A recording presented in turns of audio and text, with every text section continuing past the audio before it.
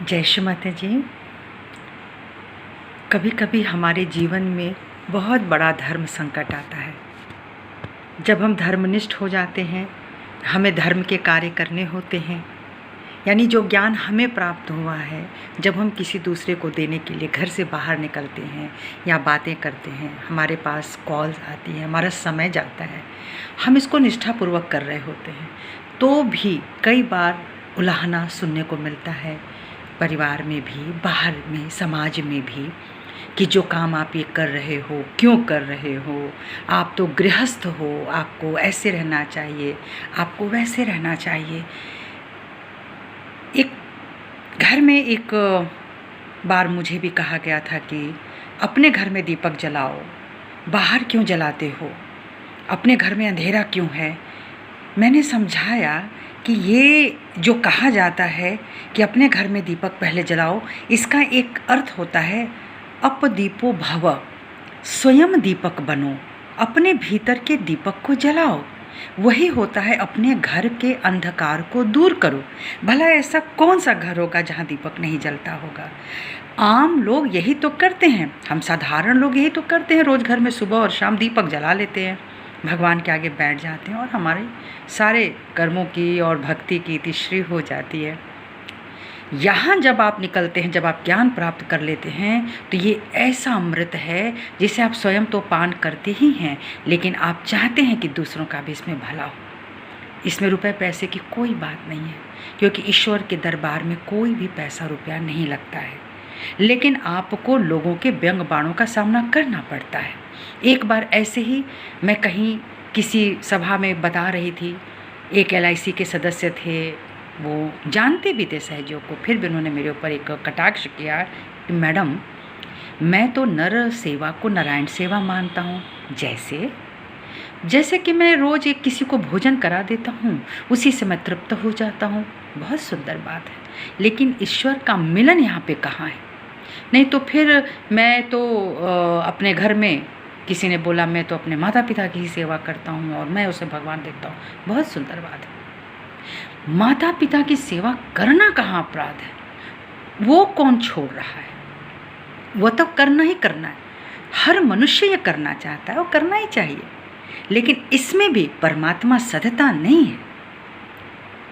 तो ज्ञान दान एक ऐसी चीज़ है, सूक्ष्म ज्ञान, कि जब आप उसको प्राप्त करते हैं तो आप उसको देने निकल पड़ते हैं। आप बड़े बड़े ऋषि मुनियों को देखिए, उन्होंने घर क्यों छोड़ा, वैराग्य आया, घर की सारी चीज़ें छूट जाती हैं। क्या उनको मोह नहीं होता, उनके माता पिता भाई बहन नहीं होते, लेकिन एक ऐसी अंदर से चीज़ ही बन जाती है जिससे लगता है ये सब बेकार है, इससे हमारा जीवन नहीं बनने वाला, यानी इस आत्मा का कल्याण नहीं होगा।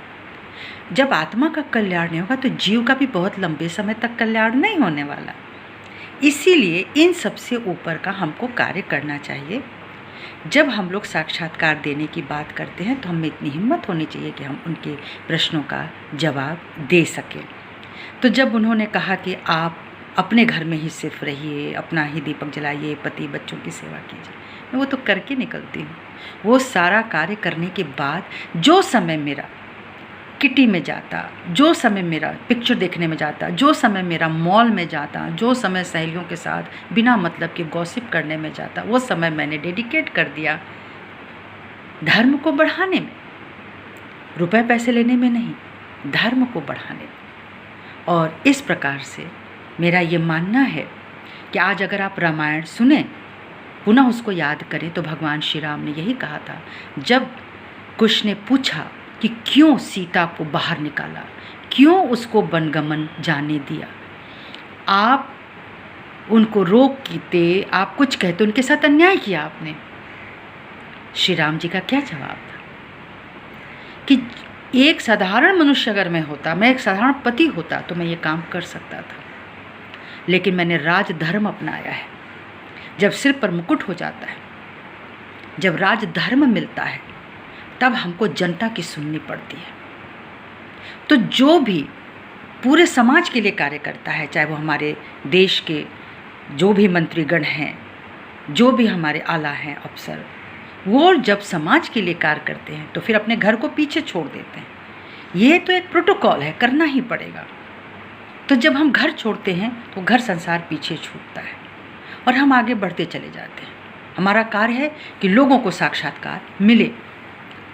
मैं ये मानती हूँ कि जब आप परमात्मा का कार्य कर रहे होते हैं तो परमात्मा निसंदेह आपका कार्य कर रहा होता है। बस हमारे कार्य में हमारी निष्ठा, हमारी पवित्रता होनी चाहिए, उसमें कोई लिप्तता, कोई लिप्सा नहीं होनी चाहिए।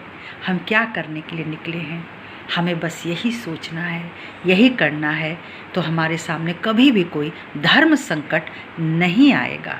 जय श्री माता जी।